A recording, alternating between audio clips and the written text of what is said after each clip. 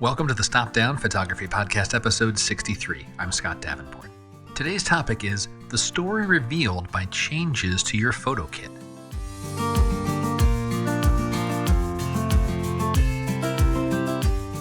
Hi, welcome. Thanks for joining me. I'm glad to be back with you for another chat about photography, this shared passion of ours. And in today's episode, let's take one more step on our never-ending journey of photography. The contents of our camera bag, they're rarely static. The gear we carry evolves as we continue our pursuit of photography. Taking stock of what items in our photo kit have changed and what hasn't changed can reveal an interesting story, and that is the topic for today's podcast. If you enjoyed this episode, please share it with a friend, share it on social media with your camera club, and if you can, please leave a rating on Apple Podcasts. Fresh ratings help other photographers find out about the show. Let me start with a postulate. I'll bet you have a photo of your photo kit. Now, we all do it, even if it's just for the mundane reason of documenting your gear for insurance or whatever. Maybe you arrange the gear, take a well-composed photo. Yeah, we're photographers after all. I certainly have photos like this of my kit. And as I'll suggest in this podcast, these kit photos can serve a purpose beyond just the step back and marvel at the tools that you use to make your imagery. Looking at how your gear has changed over time reveals an interesting story, the story arc of your photo journey to date. Now, what landed me on this topic this week for the podcast, the prompt is kind of a curious one: copyright infringement. Back in episode 45, I posted an image of my photo kit from around 2016 as the artwork for that episode. And that podcast topic was about our photo kits and whether or not quote-unquote old gear meant the kit was obsolete. I'll leave a link in the show notes in case you missed that one. Well, here it is a few months later, and that image popped up on a report I get of potential copyright infringements. And sure enough, it was an unauthorized use. Someone lifted the photo, let's say a less than scrupulous photographer lifted the photo and used it as advertisement for their own photo business. Ostensibly, my gear photo was a stand-in suggesting the kit that they use is like mine, and it's what they use to dazzle their clients with. Absolutely amazing, really. Photographers should know better. But the copyright thing aside, that got me looking at this image of my photo kit from 2016 more closely. I noticed what gear had changed, what gear hadn't changed. This is getting interesting. What do these changes in my kit tell me about my photography? How does it reflect on my artistic path? Good topic for a podcast, right? Well, here we are. So let me describe the two photo kits, the 2016 kit and my kit now. And I'll put images of both the old kit and the new kit in the post for this podcast. So hit the show notes. There's a link there for this episode, and you can see both photos as I'm describing them. Okay, so my photo kit circa 2016. There's a single camera body, Sony a7R. And that was about a year after I'd switched from DSLRs to mirrorless. I still just had the one body. 3 lenses, the Trinity, a 16-35, a 24-70, a 70-200. All of them are f4. I had a couple of Tiffin circular filters, a polarizer, and one variable ND filter. My Really Right Stuff tripod and ball head. The legs are pretty beefy. They can go about 6.5 feet, fully extended. The ball head's a heavier ball head supporting the heavier camera bodies and lenses, the glass. And there were accessories, the batteries, remote triggers, memory cards, that kind of stuff. But it's a pretty lean kit. 3 lenses to cover the gamut of my photography. Just the single body, and maybe I carried the DSLR as a backup. But it's certainly a light kit. And I remember all of this fitting into a very simple photo backpack. And thinking about the nature of my work, my filter set is kind of light. That's surprising as I think back to that time, because I'm doing a lot of seascape work even back in 2016. Or fast forward 5 years. What's my photo kit now in 2021? Well, it's changed. It's grown. There's a lot more cameras. Now I have a pair of A7R2s and those do heavy lifting for my still work. There's a Sony a6400. That's a video camera. I use that for video work, for field vlogging. The Sony a7R is still there, although now it's an infrared camera. And there's a DJI Osmo, a little handheld gimbal camera. There's a Sony RX0, kind of like a GoPro-sized camera. Those are for video work as well. What about the lenses, though? Okay, this is interesting. Yes, there are more lenses in my kit today. Although, the same 3 from 5 years ago, they're still there. And 2 of them, the 16-35 and the 24-70, they have near permanent resident status on my A7R II bodies. And as for that 70-200, I got to admit, that lens is far and away my least use, and there are times I leave it in the studio just because I don't want to carry the extra weight. But what lenses have been added? There's a simple nifty 50, an f1.8, dirt cheap, kind of bought it on a whim, really. There's a 20mm prime f1.8.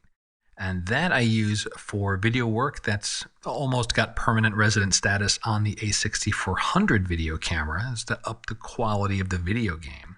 And then there is a small 16-50 pancake lens.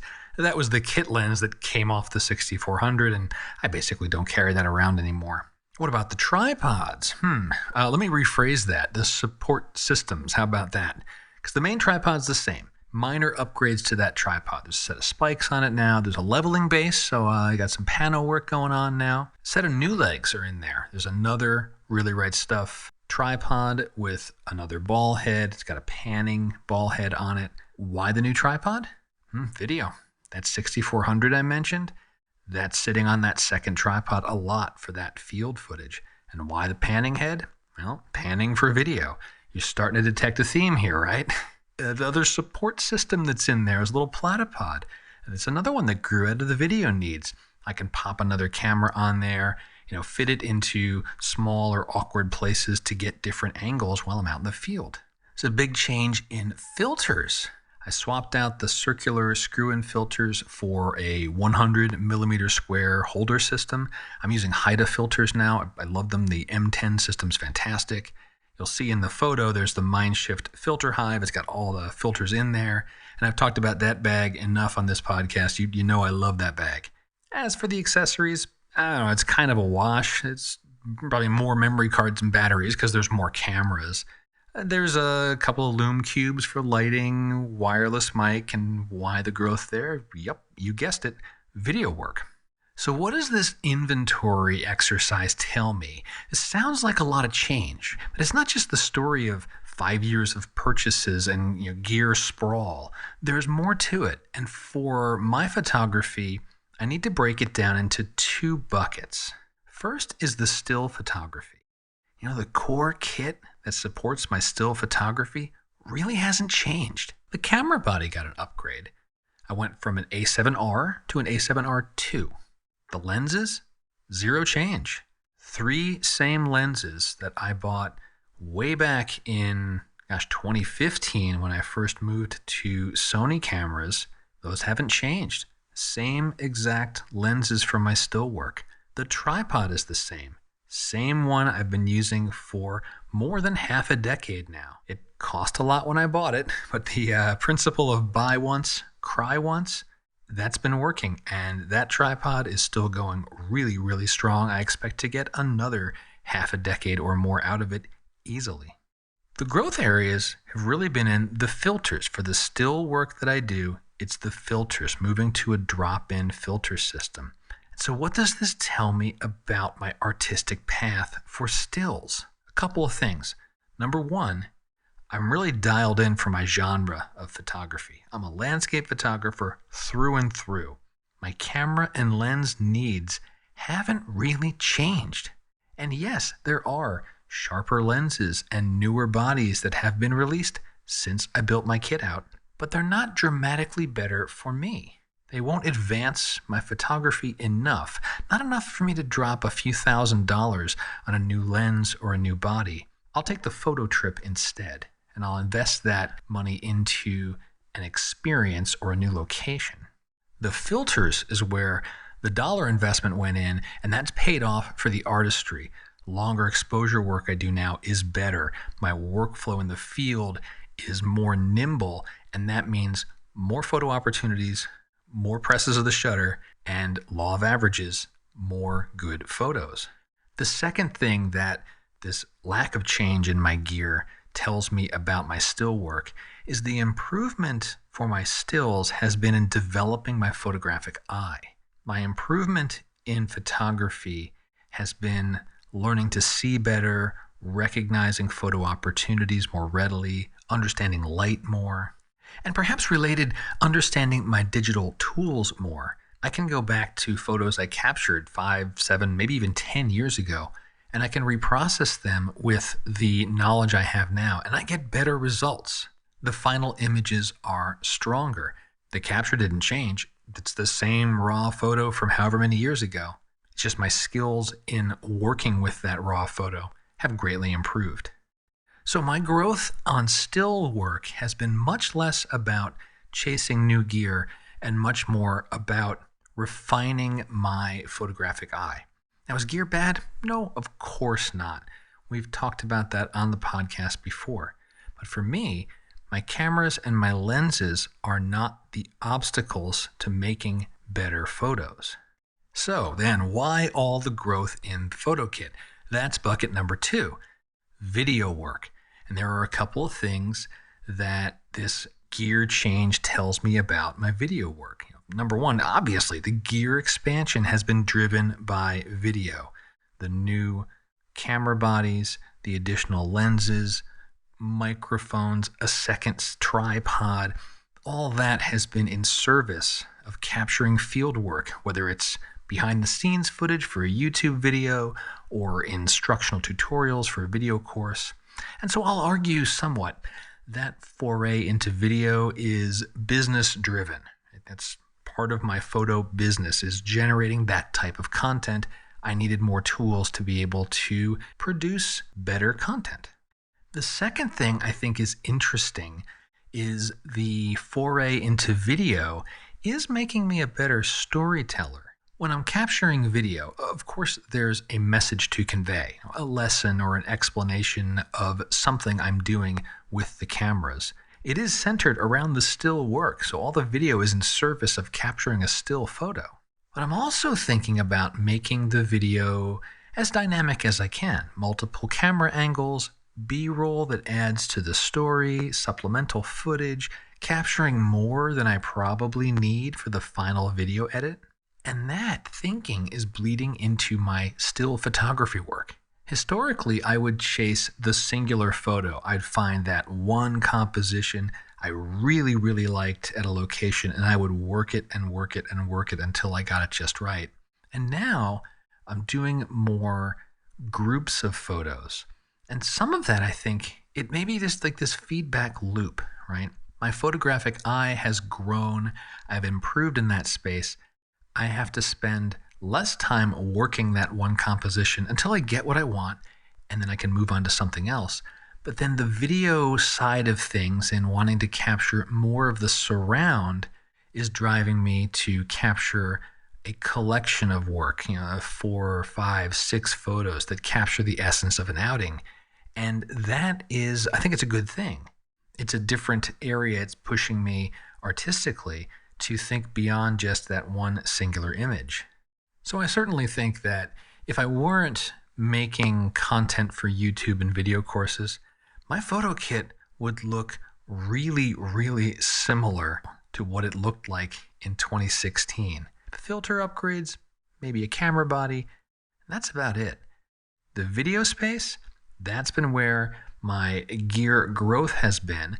And thankfully, I am seeing a connection with that exploration of video fueling some artistic growth in my still work. So now it's your turn. I want you to have a look at your photo kit now and think about what's changed and why has it changed? Or if it hasn't changed, why hasn't it changed? The story that your kit will tell you will be unique to you. And I'll bet there are gear choices and changes that speak to your journey as an artist.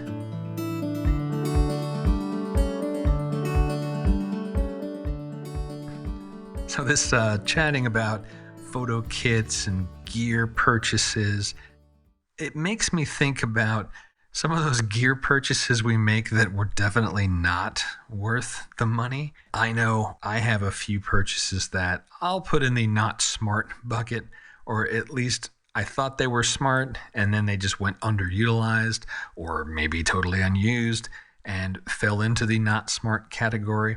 I want to leave that as an open question to you. Maybe a two-part question. Part one, what gear do you swear by? The piece of gear that you cannot live without.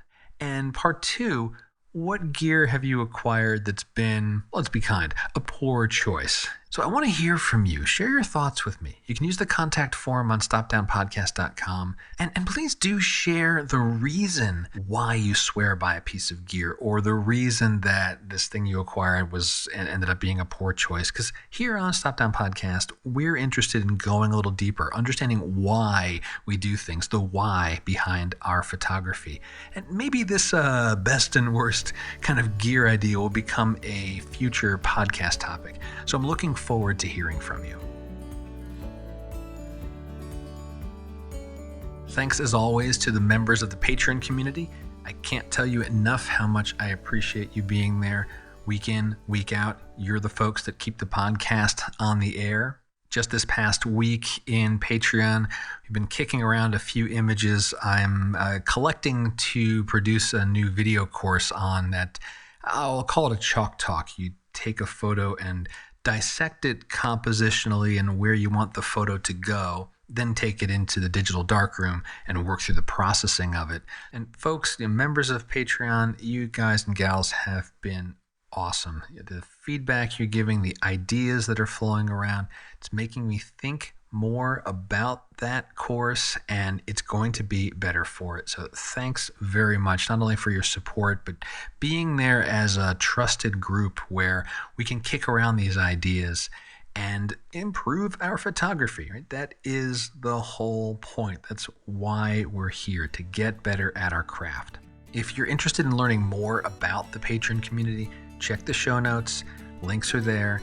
There's also a support the show button on every page of Stop Down Podcast, and there are plenty of zero-cost ways that you can help support this podcast and keep the train rolling. And that'll wrap up this week's episode. I hope you enjoyed it. Do reach out. I want to hear about your gear, the things you swear by, and the things that you probably couldn't have done without. I'm looking forward to seeing how that intersects with some of the things that are already rolling through my head. So please do reach out. I'm an approachable guy. And until next time, my name's Scott Davenport. Have fun.